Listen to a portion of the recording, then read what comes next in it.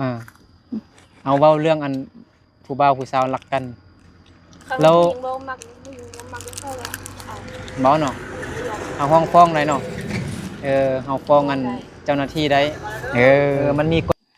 เอายิ้ม1 2 3โอเคได้แล้วไปโรงเรียนไปค้นคว้าด้วยพอสิไปยังไปทางไปตัดไม้ไปตัดอะไรพวกมะเหงาเพราะว่าจ้างปลามันเหนียวข้าวน้องไปส่งเพิ่นจ้างบ่ไปเช้ามงน้อยหั่นน่ะอันน้องประยงเห็นบ่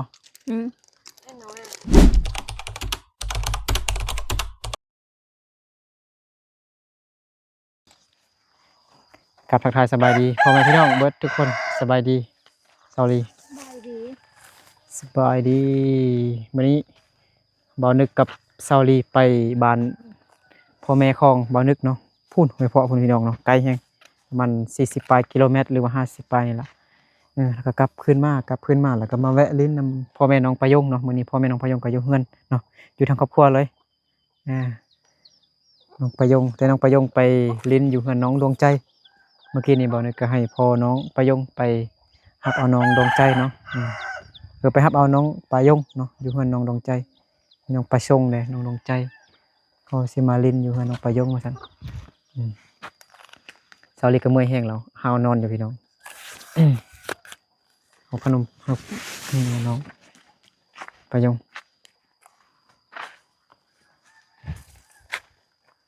ใช่แม่ไปซะหรอแม่ประยงไปซะหรอสบายดีแม่น้องประยงเด้อสบายดีเด้อสิ่งมสกุลเลยไปหับจางเมื่อยบ่ปัจจัยเลยดิบไม้ให้แม่จับไว้ก็ได้พอน้องประยงไปหับน้องประยงยังบ่มาเลยพาสปอร์ตนี่ได้แล้วเนาะได้แล้วมื้อนั้นแต่พ่อกับแม่ไปถามเขาว่าได้นำบ่ได้เนาะเขาปานนั้นแม่เอาลีนบ่อยู่แต่ว่าเข้าไปเสียงควันไปกี่ดมในบ่ได้เด้อว่าแม่กับพ่อก็ขึ้นมาแต่บอกเขาว่ามาได้เขาเอามาไว้เขาส่งมาหาน่ะวันเขาส่งมาหาน่ะส่งมาได้ก็ส่งมาวันนี้ไม่ไปรับจ้างแล้วแต่ส่งมาให้พ่อได้พ่อไปไว้อยู่เงินน้องเศร้าแล้วว่าไว้อยู่นี่ยันไปเสียไว้นี่ยันเสียเนาะเอาไว้พุ่นเนาะมันอ้าบ่เอาไว้เพิ่นอ้าบ่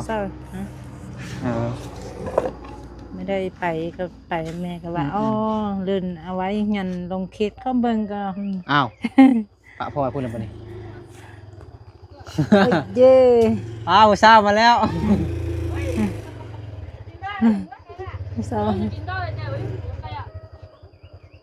นางฟาร์มอีกแล้วบ่นี่คนบ่ได้มาน่ะมา2คนประชงสบายดี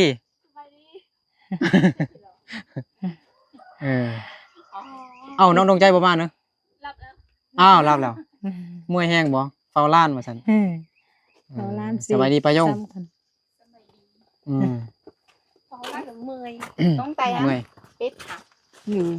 บ่ได้น้องประชงสิไปไทยบ่ฮู้ฮู้เด้อไปมื้ออื่นบ่เดานะบ่แม่นบ่ไปเถินจ้าก็จังว่าบัตรสปอร์ตจะตลอดมันจะเจไปค่าเด้อก็ใส่ให้หน่อยน้องไปส่งมันได้พาสปอร์ตวันพุธพฤหัสเลยเรามีเงินเราให้ไวไปส่งมีเงินแล้วเนาะไปหาเงินก่อนเลยคือพ่อแม่น้องประยงก็ได้พาสปอร์ตแล้วพี่น้องเนาะ2 เล่มพี่น้องแต่พอดีมีผู้ใหญ่ใจดีเพิ่นอยู่ทางอเมริกาว่าสิช่วยสังกะสีเงินน้องประยงนี่บ่เห็นมาตัวบ่ได้ตีกันจะได้แม่เด้อ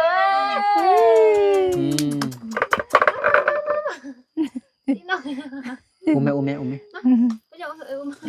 ลงให้พ่อไป ใจสั่นอยู่ ก็สิต่อ cái đầu bội cho phút tổ nước kẹt nước cái này rồi điกันbên đây อื đấy ม เนี่ยว่าจ้องหมูไล่ điกันbên đây ช่วงตอนนั้น พอดีมีอันผู้ใหญ่ใจดีเพิ่นอยู่อเมริกาว่าสิช่วยซื้อสังกะสีให้น้องประยง แต่ว่าอีกเติม2อาทิตย์ว่าซั่นเติม2อาทิตย์เพิ่นสิฝากเงินซื้อสังกะสีน้องประยงให้น้องประยงเวลาฝนตกนี่เปียกเบิดเครื่องก็เปียกบ่นอนก็เปียก นอนต้องขึ้นฝนตกกัน อืม ขึ้นมันนาง แล้วพ่อแม่น้องประยงว่าสิเฮ็ดเฮือนให้น้องอาปงกับประยงก่อนพ่อแม่จังสิไปไทยประยงก็สิบ่ได้ไปดงเขาบางเบิ่งอาปง อยู่กันมา อยู่ดินมาเออ พอไปให้ไป เฮ็ดจังได๋บ่ไปกันได้เนาะอดเอาเนาะบ่พ่อแม่ไปซอกไร่แล้วก็สิฝากให้ดอกเนาะ ยังบ่ฮู้ อ้าวตกลงแม่เออเฮ็ดตกลงตอนนี้เอาFC ท่าฟังอยู่ อยากให้พ่อแม่น้องประยงไปหาเงินอยู่ฝั่งไทยจะได้หลายกว่า สมมุติได้พูนละเดือนละหมื่น1คนต่อ10,000สินี่2คนก็20,000ก็ได้หลายแล้ว เดือนละ10 ปลายล้านเดือนหนึงนี่ก็ได้แล้ว iPhone พ่อแม่ฝากให้ พ่อแม่ก็อย่าไปดนแล้วแต่ว่าเขาบ่ได้ปัก ประยงครับตามหาความฝันอยู่อยากได้ iPhone ไลฟ์สดขายเครื่องออนไลน์มันจึงตรงปก iPhone ดิมันงามมันบ่คือโทรศัพท์ Android พ่อแม่น้องประยงสิเฮ็ดเฮือนก่อนว่าซั่นอยู่ดินมากพุ่นเลยพี่น้องเนาะเฮ็ดเฮือนก่อนเฮ็ดเฮือนไว้ให้อาปงกับประยงไอล่าอยู่พ่อแม่ไปหาเงินอยู่ไทย อีกตึม2 อาทิตย์ แม่บ่ให้ประยงไปเนาะ พ่อกับแม่บ่ให้ไป บ่ให้ไป ไปมันก็ยับไปเลยพ่อแม่มาบ่ให้ไปบ่มีผู้เฝ้าน้องอยู่นำน้องอาปง อายุนำคนอื่นเนี่ยมันบ่มั่นใจปานใด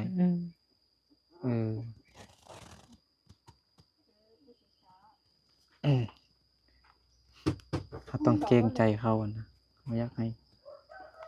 เอาปงไปอยู่เฮือนคนอื่นดูเฮือนเฮาดินเฮาดีที่สุดแล้วเอาอัน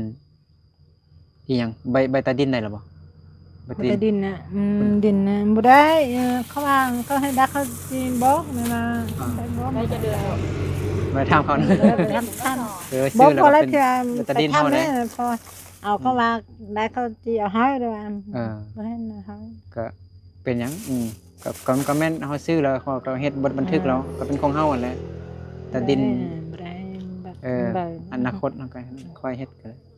เขาเฮ็ดให้มันมีบทบันทึกแล้วมาย้านมันก็มีคลิปอยู่แล้วเด้ กันนะ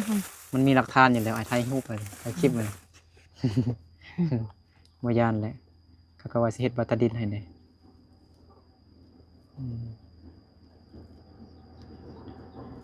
พากันกินข้าวสวยแล้วเนาะ กิน กินแล้ว มันยังกิน อันนี้ยังบ่ได้กินข้าวสวยเถอะกินมักไม้มักตอกไปก่อนเอามักไม้ให้น้องแล้วนะยังบ่มักไม้ให้ผู้สาวน้อยนี่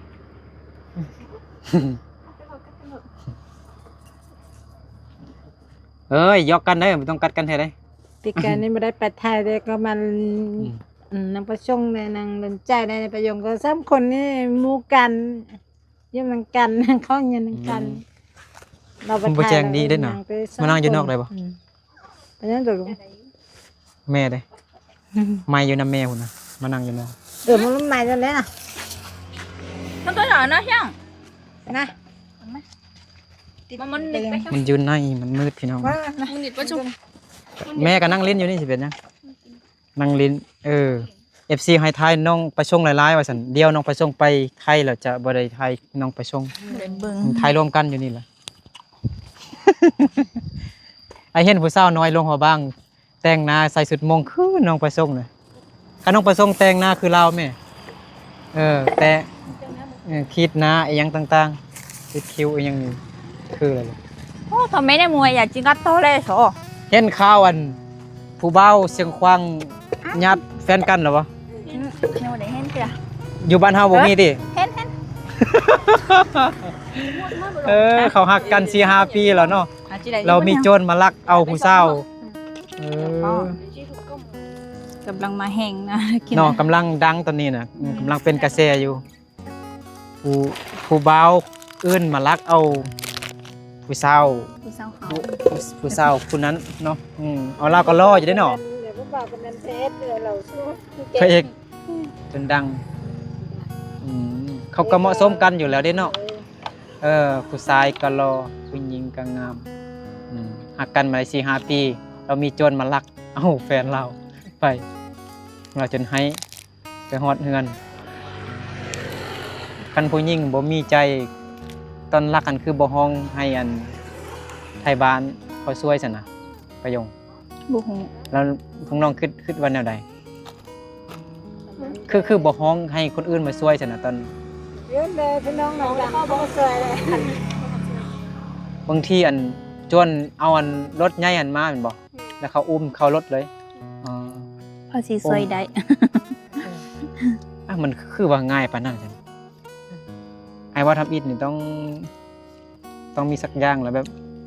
ไอ้ลง สาว นั่น คน น่ะ นั้น อยาก น่า เอา จะ เจ้า แบบ หลอนะ อยากไปเที่ยวบ่อยากไปเที่ยวไปลิ้นนำผู้บ่าวนำโจรบ่เราไปเที่ยวแล้วคิดว่าเขาบ่รักไปหั่นน่ะเราไปลิ้นแล้วก็มาส่งให้มารับไปคันอยู่ในคืนนั้นนั่นฮอดมื้ออื่นสิเราเขาจะไล่เขาสิล่มคาดองสิวะคันมันจะข้ามคืนไปนะแม่นบ่ มานั่งนี่ไหม ประโยงแม่นบ่ประสงค์พอน้องประโยคก็ปัดสปอร์ตให้เบิ่งเป็นหลัก เพราะ ฐา ว่าน พอเอามาให้อัน FC เบิ่ง เอาเว้าเรื่องอันผู้บ่าวผู้สาวรักกันแล้วบ่เนาะเอาห้องฟ้องได้เนาะเฮาฟ้องอันเจ้าหน้าที่ได้มันมีกฎหมายอยู่เด้เนาะสวัสดีพาสปอร์ตได้แล้วเด้อ โอ้ยสบายดีพ่อประโยงเด้อ พาสปอร์ตได้แล้วเด้อพี่น้องเอ้ย พอดีใจมาก มาจับอยู่นี่ดู เพราะตัวนั้น ถ่ายรูปก่อน ให้ห้องก่อนทั้ง4คนเด้อกับประชงเลยบ่เป็นหยังยับมาไปไหน เดี๋ยวเด้อได้ ขอบใจเด้อ ให้ด้วยนะ เฮ็ดได้แล้วพาสปอร์ตอ่ะ ให้แม่น้องประโยงจับจับจังซั่นเด้อจั จั บบ ซ่องเบื้อง เอาถ้าเตะตัวนะ จับซ่องเบื้องจังซี่นะเอายิ้ม1 2 3โอเคได้แล้ว โอ้ยอาชีพจิตรโดนโอ้ย ใจไล่เด้อ ประโยงก็สิไปไทยแล้วพ่อแม่ประโยงบ่ให้น้องประโยงไปโรงพยาบาลพ่อแม่ให้อยู่บ้านเบิ่งอาปงน้องอาปงก่อนพ่อแม่สิฝากเงินให้ดอกซื้อโทรศัพท์ ก็บ่ได้ก็ ให้เอาสิให้อดเอาน้องไปนี่จะน่าจะบ่ได้ไล่ซ้ำพ่อแม่ไปหาเลยโอ้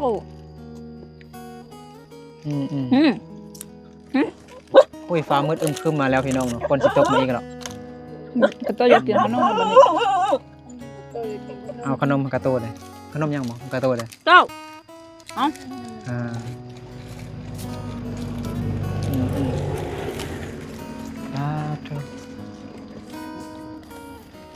แม่ใช่ที่ห่อ บ่ดนน้องไปส่งก็สิไปไทยคือกันปีหน้าจึงมาเข้าเฮียนให้ผู้ใดนี่กระโตฮะให้กระโตนะ เอา เอา มา มา ให้ด้วยหรอ จิขนมให้กระโตเด้อ โอ้ยให้ดูกับพี่มือได้ไหม โตพ่อแม่ก็ได้ กระโตก็อยากกินขนม เปล็ดจำเลย ให้ดูยาก็กัน ให้เปล่า น้องไปส่งมันได้วันพุธวันพฤหัสบ่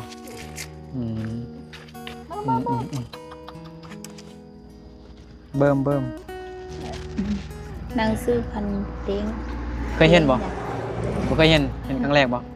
ด้วยแม่น น้องซื้อผ่านแดนมาเบิ่งโมดูจับมาทางหน้าสาธารณรัฐประชาธิปไตยประชาชนลาวสันติภาพเอกราชประชาธิปไตย เอกภาพวัฒนธรรมวรรีพับลิกอีหยังลาว PDR ลาว PDR เขาน้องอันจิต้นใจใหญ่อันนั้นก็จะนะ ส่งอ่านดูอ่านฟังดู จักดอก บ่อ่านภาษาลาวนะอ่านดูอ่านแห้ง บ่ได้ ๆได้นะภาษาลาวอยู่เทิงกันนะ ส่งหนังสือ สาธารณรัฐแม่นบ่ ภาษาที่ปัจจัย เออ ลาว ตบมือชมเชยให้น้องไปส่งเลยมันคือว่าเป็นภาษาหยังไงมันจะมีไม่จุดนะภาษาอังกฤษอยู่ลุมภาษาเวียดป่ะผมไม่นติมึงดูแม่นเด้อให้เบิ่งดู Yo, nữ nhá là อ่ะ ภาษาอังกฤษกา โอ้ยภาษา sang kinh mi con nhiều à โอ้มันเป็นภาษาอันหยังวะ ภาษาพิเศษ บ่แม่น nữ nhá là ha ภาษาอังกฤษมันอยู่ลุมมันเครื่องกลางมันภาษาหยังวะมันมีอันนึงอยู่แต่มัน căng này sao biết không มันก็มีจุดอยู่มันมีไม้เสาซักหั่นน่ะไอ้ฮู้อยู่ ถูกอ่ะ sao biết đấy มันบ่แม่น ไม่นะค่ะ แม่นอยู่มันมีไม้ซักแต่นี่ซื่อๆคันมันนั่นภาษาเวียดมันจะมีหมดอัน nhiều มัวคือโก cụ tây lao อืม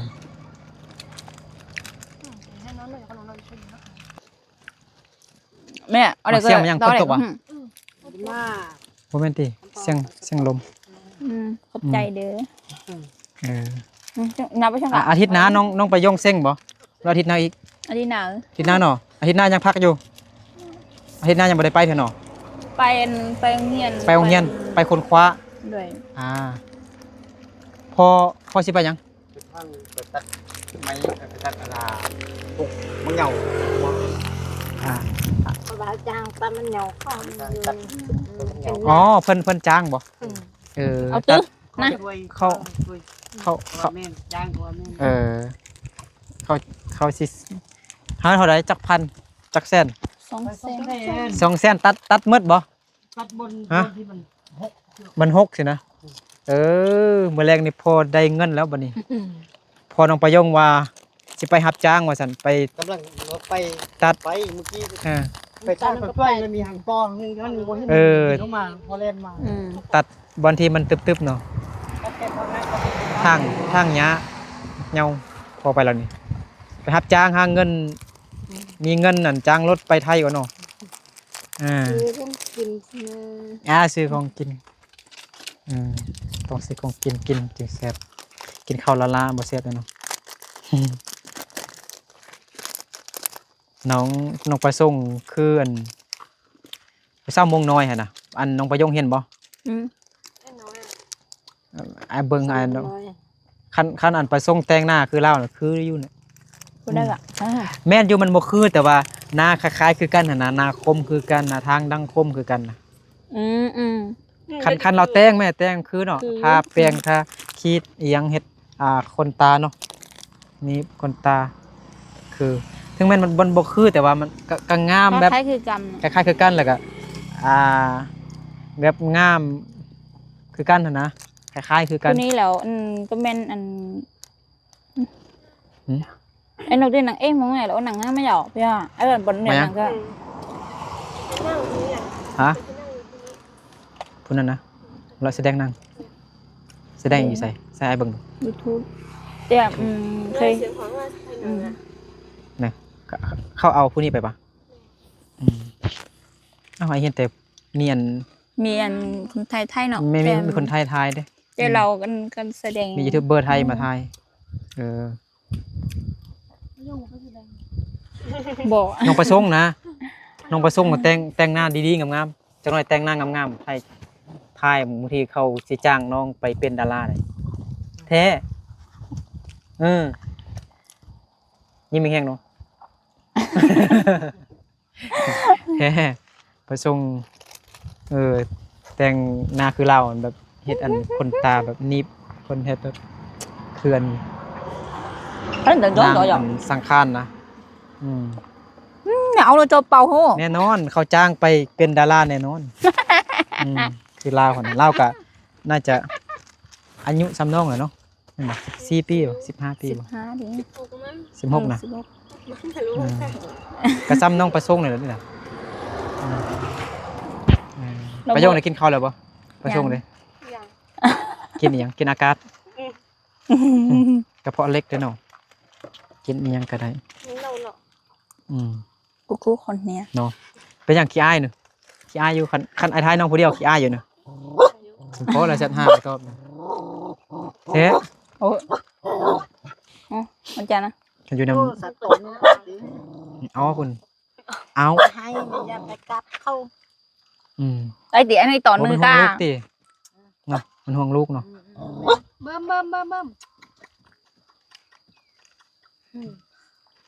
ลืมซื้ออันนั้นมาเนาะลิเนาะ โอ้ แต่เพลงเนาะ ทางเนาะผู้บังนักสนะฮะ ไปเป็นการลกอัดปอตรงต้องห้อง แม่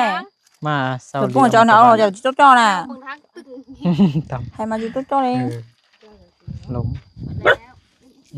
กระโตอยาเฮาดื้อร้ายนี่ได้น้องปะยงในเบิ้งน้องอาปงแล้วบัดนี้มีเงินมาอยู่แล้วเนาะ เย้ดีใจนำน้องปะยงอยู่เบิ้งเข้าใจอยู่ เข้าใจ บ่ เข้าใจอยู่ใช่ป่ะเด้อ ฮะไอ้นึกก็ให้อยู่เบิ่งน้องอาปงพ่อแม่ไปหาเงินได้เงินมาก็ฝากให้ซื้อโทรศัพท์ดอก15 มื้อนี่ก็ได้แล้วนะโทรศัพท์ iPhone น่ะโทรศัพท์ 17เนาะ 19 Pro Max สี่มือใด1,000 ฮะ เป็นไทย ไปไทยนะ สี่มือ 4 มื้อนะ ส่งคนเลย อีหลังอ่ะ อีเล่งเถอะผู้เดียวสินะ พอละ เอาได้หลายแท้เดี๋ยวนะ 300 300เนาะ มือละ300 300ไปเป่านิ้ว 3 4 หนู 12 ไปปัวเจ เอ้าพันป้ายเอาซั่นน่ะ ที่หนูไปปัวรถหนูเจปัวอ๋อไอ้ปัว เอาไอ้ปอ อีผาอ้อเยเจ้าเซ็นชาเซ็นเนี่ยพี่อ่ะ หนูปัวเจกับปัวยี่ไผ่ชักเดี๋ยวเจ้าเซนยี่ใช่ thì cũng cho 2 cent tao đi ở 2 cent mà vậy nó không cho 2 cent à chị em trong đây nó cent này rồi nó rồi อืม เท่ากันนี่เรา น้องไปส่งว่าได้จักพันก็4 มื้อ มือได้ ฮะ 1,200 1,200ก็ได้7 เซน8 เซนเห็นบ่7 เซนปลายเนาะ8 เซน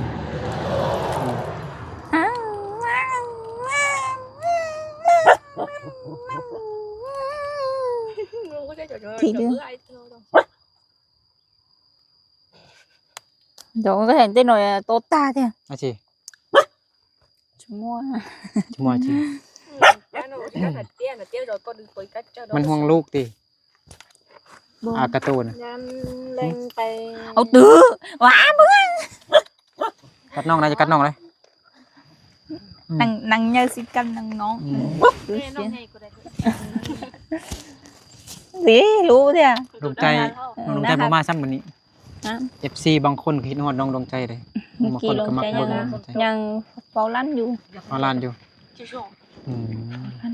ไปยงบุกเครื่อง โอ้แม่คนเจอแม่ กูเครื่องไป ที่นั่นบ่เที่ยวมา ฝนตกอีกแล้วฝนตกอีกแล้วมื้อนั้นมากับฝนตกติดฝนอยู่เฮือนกับน้องประยงมื้อนั้นน้องดวงใจน้องประชง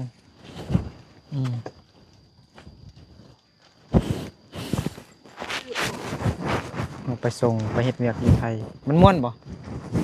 ม่วนบ่ม่วนจำเป็นซื่อๆเนาะบ่มีเงินซื้อ เอาไปร่งกับไปกับมัน เอาไปร่อง2 คนเอาไปเนาะดวงใจเนาะ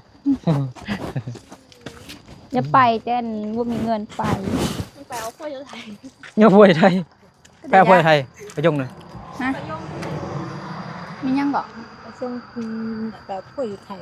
ไปส่งนะ เด็กก็วูไทยเสียไทยเลย บ่ไอ้นึกบ่ให้เอาเลย2 คนนี่นะ เนี่ย ให้อยู่เป็นนางเอกให้ FC เบิ่งดนๆก่อนบ่ให้เอาเลยนะ ไม่ได้อยากเอาเสื้อ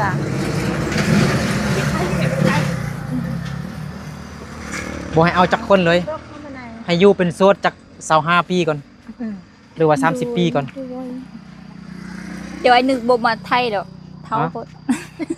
ให้นึกทายตลอด แต่บ่มีจริงเลย ถ้าเบิ่ง มันเท่ามันมีเท่านั้น บ่เฒ่าบ่คันเฮาบ่เอาพวกนี่บ่เฒ่า คันเอาพวกเนี่ยไปเฮาไปให้เฮ็ดสวนเนี่ยก็เท่า แม่น แต่คันเฮาอยู่เป็นโสดอยู่นั่นน่ะอืม เดี๋ยวก็ตะลุโปโลโลเนาะ 30 ปีก็ยังบ่แก่ดอกยังคัน แม่น คันงามนะงามคือพวกน้องนะเป็นคนธรรมดาแต่ก็ ก็มัน เขาไว้อยู่คันเอาพวกไว้นะอ่า ก็ให้เราเลยเหมือน ต้มเหลาเหลาเป็นยังไง คือบ่นั่งคือบ่นั่ง อย่างช่าง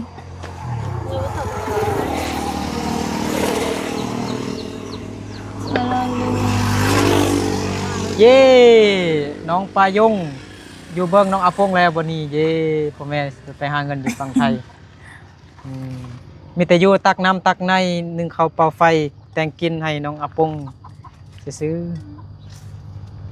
ๆเนาะ จ้ะ ตกลงเนาะตกลงเนาะปายงตกลงเนาะ โดย อยู่เบื้องน้องนะให้พ่อแม่ไปนี่ได้พาสปอร์ตแล้วเด้แต่ว่าอีกเต็ม2 อาทิตย์คันนั้นผู้ใหญ่ใจดีเพิ่นสิช่วยสร้างอาชีพก็ได้แปลงเฮือนก่อนเพิ่นบ่ฮู้แล้วบัดนี้ อันนี้ยังฮู้อยู่ยังย่านอยู่แต่ระวังมีต้นไม้ใหญ่อยู่แคมป์เฮือนนะมันอยู่สูงเลยต้องได้ตัดทิ่มเลยเวลาฝนตกฟ้าห้องฟ้าเรือมแล้วมันอันตรายหู ไม่ หู ได้ ฟ้า ให้ ห้อง นุ่ง ฟ้า ไม่ เรือม มี บ่ มันนุ่งเด้อ ประชมหูฟ้าห้องฟ้าเรือมบ่ยาเนาะอยู่สูง เอาตื้อนะ ฟ้าพามมักต้นไม้อะนะ พุด มันก็มีฟ้าพาต้นไม้ เป็นสิรู้เหรอเดี๋ยวเรามาลุ้นกัน กูสปอยตัวนึงไปตัวแล้วติดเจถอดนุ่งเมย์นุ่งจันทร์ โอเคเด้อ ตัวไอเตตัวหอ เอา ม เดี๋ยวไอสิปิดคลิปไว้ซำนี้ก่อนฟ้าห้องฟ้าเรือมแล้วยานเนาะ โดย นั่นน่ะเนาะตกลงแล้วได้น้องประยงเบิ่งน้องอาปงเด้อพ่อแม่น้องอาปงพ่อแม่น้องประยงก็ได้พาสปอร์ตแล้วเนาะพี่น้องเนาะแล้วแต่ยังบ่ทันได้ไปเทื่อเนาะยังบ่ทันมีเงินจ้างรถแด้แล้วก็เขาว่าค่าเฮ็ดเฮือนเด้ก็สิเฮ็ดเฮือนเด้คันผู้ใหญ่ใจดีเพิ่นสิช่วยแท้ๆเนาะFC เพิ่นทางอเมริกาว่าสิช่วยซื้อสังกะสีให้ครอบครัวน้องประยงพ่อแม่น้องประยงก็ว่าสิปลุกเฮือนก่อนให้น้องประยงกับอาปงอยู่เนาะไอ้ล่าก็อยู่บ่ไอ้ล่าไปหาเงินบ่ แม่ก็ว่าแต่แม่ก็ จะทำมันเก๋ตั้ง ไอ้ล่าบ่อยากไปไทยบ่เอาก็อยู่ก็จ้างอยู่แถวนี้ก่อนก็ได้อายุหลายก่อนขึ้นไปอายุ18 ปีก่อน ขึ้นประชงนะ โอเคเดี๋ยวบ่นึกขอปิดคลิปไว้ซำนี้ก่อนพี่น้องเนาะฟ้าห้องฝนตกยานเนาะเอาอยู่ดีมีแห้งบนสุขคนพี่น้องเนาะเราเจอกันในคลิปต่อไปเด้อ มือเปล่า สบายดี ตัวหล่อ บ๊ายบาย บ๊ายบาย